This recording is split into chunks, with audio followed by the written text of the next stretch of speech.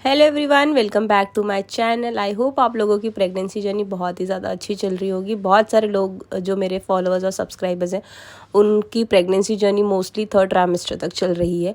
So guys, मैं उन्हीं लोगों के लिए वीडियो बना रही हूँ। यानी मेरा ये कहने का मतलब है कि जैसे आपका थर्ड ट्राइमेस्टर लगता है, चलो एक बार 7 मंथ तक तो ठीक है, लेकिन 8 मंथ जैसे ही शुरू होता है आप लोगों को बहुत सारे ऐसे प्रिकॉशंस लेने होते हैं जो बहुत ही ज़्यादा प्रेगनेंसी टाइम में ज़रूरी होते हैं। क्योंकि 8 मंथ जो होता है बहुत ही ज़्यादा क्रूशियल टाइम होता है। उसमें आपके प्री मेच्योर डिलीवरी होने के चांसेस होते हैं। 8 मंथ में ऐसा कहा जाता है कि बेबी जो डिलीवर होते हैं मोस्टली उनकी जो ग्रोथ होती है बहुत ज़्यादा कम होती है और उनके जो लंग्स होते हैं वो पूरे तैयार नहीं हुए रहते हैं। तो बेबी बाहर आने के बाद सांस वगैरह नहीं ले पाते हैं, जिसकी वजह से बहुत सारे बेबीज़ जो होते हैं वो डिलीवरी के टाइम पे ही उनके साथ कुछ बुरा हो जाता है। सो गाइज़, आप लोगों को इन सब चीज़ों का बहुत ज़्यादा ध्यान रखना है कि 8 मंथ में डिलीवरी आप लोगों की नहीं होनी चाहिए। कुछ ऐसी बातें हैं जो 8वें महीने में आप लोगों को बहुत ज़्यादा ध्यान रखने की ज़रूरत है, क्योंकि 8वां महीना बहुत ज़्यादा क्रूशियल होता है। जैसे मैंने पहले ही कहा, उसमें बेबी का जो लंग्स होता है वो प्रॉपर डेवलप नहीं हुआ रहता है, तो बेबी सांस नहीं ले पाएगा। अगर वो डिलीवर हो चुका तो बहुत ज़्यादा कॉम्प्लिकेशंस आ जाते हैं, बेबी को कांच में भर्ती करना पड़ जाता है। बहुत ऐसी ऐसी सिचुएशंस हो जाती हैं जो बहुत ही ज़्यादा कॉम्प्लिकेटेड सिचुएशन हो जाती हैं। तो आप लोगों को 8वें महीने में बहुत ज़्यादा ध्यान रखना है। पहली ऐसी चीज़ है कि अगर आप लोगों के यूरिन से प्रोटीन की मात्रा बहुत ज़्यादा निकल रही है, क्योंकि प्रेगनेंसी के दौरान ऐसा होता है, तो अगर आपके साथ ऐसा हो रहा है तो आपको प्रॉपर मेडिकेशन लेना चाहिए, प्रॉपर प्रोटीन लेना चाहिए, जिससे कि आप लोगों की प्री मेच्योर डिलीवरी नहीं हो। दूसरी ऐसी चीज़ है, अगर आप लोगों को बीपी का ज़्यादा प्रॉब्लम है, अगर प्रेगनेंसी के दौरान आपको बीपी डिटेक्ट हुआ है, तो आप लोगों को बहुत कम सॉल्टी चीज़ खाने की ज़रूरत है। यानी आप लोगों को सॉल्ट तो खाना ही नहीं है। और वहीं अगर डायबिटीज़ भी आप लोगों को डिटेक्ट हो चुकी है, जो कि यहाँ पे प्रेगनेंसी के दौरान बहुत सारे लोगों को हो जाती है, तो आप लोगों को शुगर यानी जो मीठी चीज़ होती है उस पर बहुत ज़्यादा वर्क करने की ज़रूरत है। वो आप लोग को वहाँ पे बहुत अवॉइड करना है। यानी बीपी के लिए सॉल्ट और शुगर हो तो वहाँ पे शक्कर वगैरह और चावल वगैरह, आलू वगैरह, ये सब चीज़ें आपको प्रेगनेंसी में ज़्यादा नहीं खानी है। जो जितनी ज़्यादा प्रोटीन की चीज़ें आप प्रेगनेंसी में खाओगे उतना ज़्यादा आपके लिए अच्छा होगा। बहुत सारे लोगों को 8वें महीने में भूख की प्रॉब्लम होती है, यानी उन्हें भूख बहुत कम लगती है, तो लोग खाना छोड़ देते हैं, जिसकी वजह से भी आपका जो बॉडी पे इफ़ेक्ट पड़ता है वो बहुत ज़्यादा गलत होता है। तो आप लोगों को ऐसा नहीं करना है। थोड़े थोड़े टाइम पे कुछ ना कुछ आप लोगों को प्रोटीन, फाइबर, कैल्शियम वगैरह लेते रहना है, जिसकी वजह से आपकी जो प्रेगनेंसी है बहुत ही ज़्यादा स्मूथ चलेगी। ये चीज़ें हो गई।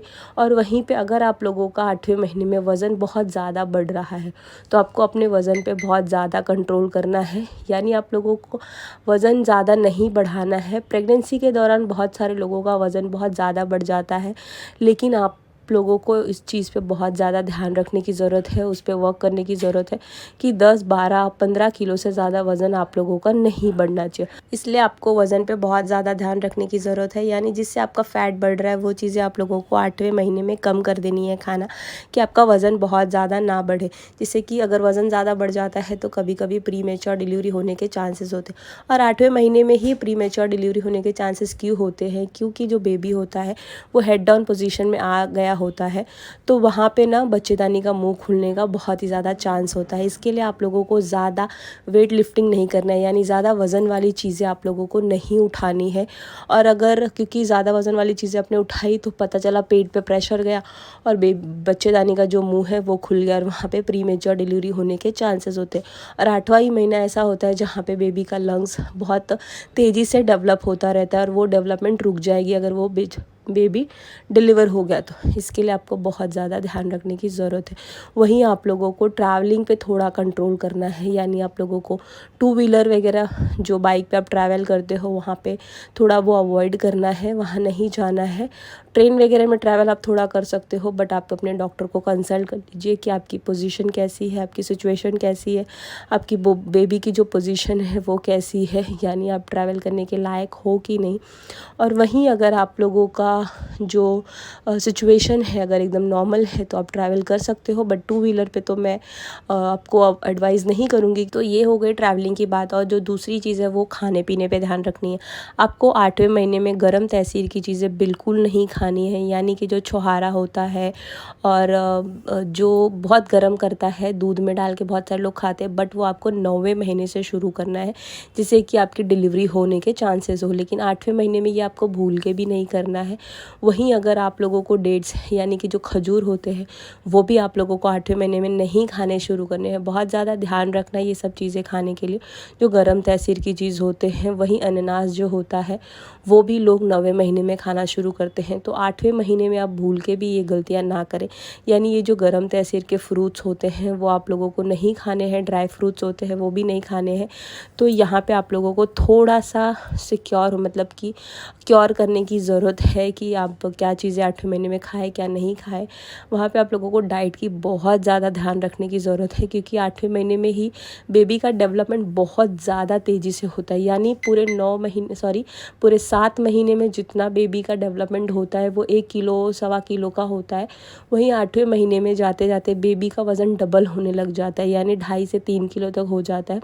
तो आप लोगों को वहाँ पे भूख नहीं लगती है। बहुत सारे लोग खाना बंद कर देते हैं, बहुत कम चीज़ें खाते हैं, प्रोटीन की चीज़ें नहीं लेते हैं, कैल्शियम नहीं लेते हैं। तो यहाँ पे आपको ये गलती बिल्कुल नहीं करनी है। प्रॉपर डाइट पे रहना है। भले आपको खाने का मन हो ना हो, बट आप लोगों को एक रूटीन फॉलो करना है कि ये टाइम पे मुझे ये चीज़ खानी है तो खानी है। आपको दूध की मात्रा थोड़ी बढ़ा देनी है, मतलब आपको कम से कम 2 ग्लास दूध दिन में ज़रूर पीना है। अगर आप चाहे तो दूध में केसर डाल के पी सकते हैं, लेकिन आपको पहले ये चीज़ ध्यान रखनी है कि केसर की क्वालिटी कैसी है। यहाँ पे केसर की क्वालिटी अच्छी होनी बहुत ज़्यादा ज़रूरी है, वरना बेबी पे थोड़ा बुरा इफ़ेक्ट पड़ सकता है।